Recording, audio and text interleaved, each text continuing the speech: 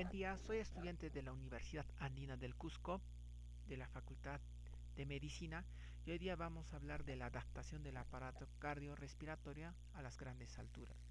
Vamos a ver primero el control de la respiración en la altura, en el cual va a haber un aumento del volumen respiratorio en los primeros días de aclimatación. En 1911, Haldane descubre que la caída del PCO2 se da en los alpinistas y en las personas que van en altura. También se descubre que el HBR espera a que la hemoglobina desature antes de actuar y que esta también va a depender de la presión del dióxido de carbono, pueda seguir o no bajando. Esta respuesta ventilatoria a la hipoxia va a tener tres fases. Una fase aguda que se va a dar a los 10 minutos, en el cual se va a activar el sistema de la respuesta ventilatoria a la hipoxia. Vamos a tener una segunda fase que es la fase HBD, en la cual se va a subir el oxígeno, pero va a empezar a disminuir lo que es el dióxido de carbono. Y finalmente vamos a tener una aclimatación en el cual el cerebro va a ajustar el dióxido de carbono para poder ventilar. Vamos a ver también los quimiorreceptores periféricos del oxígeno, en el cual se encuentran los cuerpos carotídeos, que es un sensor con mucho flujo sanguíneo, pero que consume poco oxígeno y que va a ser sensible a la hipoxia por la presión de oxígeno e hipercapnia secundariamente. Acá vamos a ver en este gráfico una célula glómica, el cual va a tener un sensor de oxígeno, el cual lo que va a ser bloquear los canales de potasio, cargándolo así positivamente y dando el proceso de despolarización. Al dar el proceso de despolarización, va a abrir los canales de calcio y ese calcio va a liberar vesículas, el cual va a tener que ver con los neurotransmisores como la noradrenalina y la dopamina. Vamos a ver también la respuesta ventilatoria a la hipoxia. Este se va a medir por la saturación, sometiéndolo al paciente a una hipoxia. En los primeros días de la aclimatación a la altura hay una respuesta ventilatoria a la hipoxia, como ya vimos que va a bajar el dióxido de carbono para compensar la caída del oxígeno. Y también vamos a ver que en los alpinistas, en las personas que van a altura, va a haber ellos dan lo que es una hipoxia intermitente. Y eso les va a ayudar a aumentar su respuesta ventilatoria a la hipoxia cada vez que van a ir a la altura. Vamos a ver también que los tibetanos tienen una menor respuesta ventilatoria a la hipoxia y en los andinos tienen una menor todavía que en los tibetanos.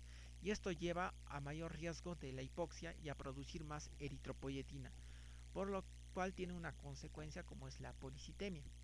Y en los tibetanos tienen una respuesta ventilatoria a la hipoxia mucho más adaptada y no se asocia con un rendimiento físico a la altura.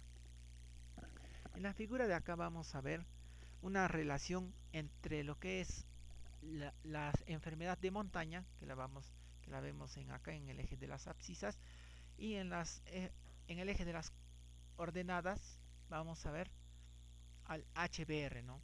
En esta se ha descubierto que no hay una asociación fuerte, sino hay de un 54%, que es una asociación débil entre lo que es el mal de altura y el HBR. Acá tenemos como recordatorio que el HBR no se asocia al mal agudo de montaña, pero sí se asocia al edema agudo de pulmón, ¿no?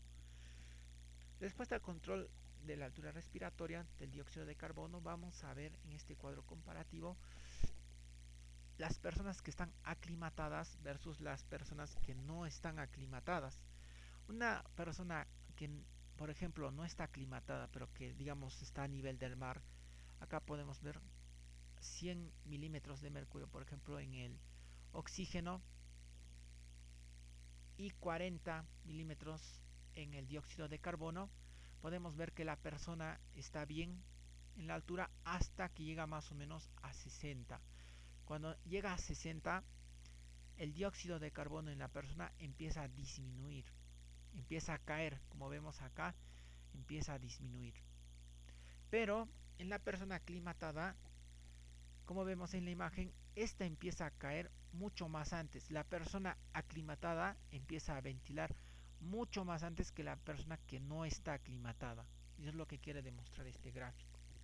Vamos a ver también al sujeto aclimatado que regresa abruptamente a la costa. Cuando un sujeto regresa abruptamente a la costa, Este no deja de hiperventilar, va a elevar, va a seguir elevando la ventilación y va a disminuir el dióxido de carbono. Ya, esto es llamado la desaclimatación ventilatoria de la hipoxia. Entonces acá vamos a ver la curva de la respuesta ventilatoria a la hipocapnia.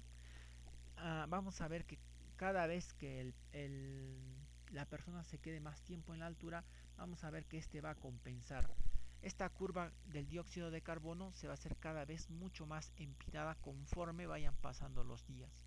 Como vemos en la imagen, esta está disparada hacia arriba. Y finalmente vamos a ver que el aumento del dióxido de carbono en el líquido cefalorraquídeo va a aumentar lo que son los hidrogeniones. Este hidrogenión va a agotar el bicarbonato del líquido cefalorraquídeo y cuanto menos bicarbonato en el líquido cefalorraquídeo, la respuesta a la variación del dióxido de carbono será más intensa. Entonces acá podemos ver tres teorías en el cual vamos a ver que en presencia de hipoxia va a haber una disminución de lo que es la presión arterial de oxígeno. En la primera teoría vamos a ver que va a generar la hipoxia y se va a dar una hipoxia cerebral. Esto va a generar una lactoacidosis, el cual va a disminuir el pH del líquido cefalorraquídeo, el cual va a dar como resultado un mayor consumo de bicarbonato. También vamos a ver que se van a estimular los cuerpos carotídeos, va a haber mayor ventilación, va a haber menor presión arterial de dióxido de carbono, va a haber mayor pH, se va a compensar por el riñón y va a haber menos bicarbonato en el plasma y por lo tanto va a haber como conclusión menos bicarbonato en el líquido cefalorraquídeo. Y finalmente vamos a encontrar que el dióxido de carbono en el líquido cefalorraquídeo va a disminuir. También vamos a encontrar que el pH va a aumentar y eso a expensas de un transportador de bicarbonato que no sabemos cómo va a dar el mismo resultado, que va a ser menos bicarbonato en el líquido cefalorraquídeo. Vamos a ver también la capacidad de difusión pulmonar, que en los nativos de altura va a ser mayor a los no nativos aclimatados, debido a los pulmones más grandes, van a tener más área. Y en esto vamos a tener una relación BQ. En la relación BQ vamos a ver que cada vez que aumentemos la altura en la relación BQ, esta brecha va a ir aumentándose y finalmente separándose.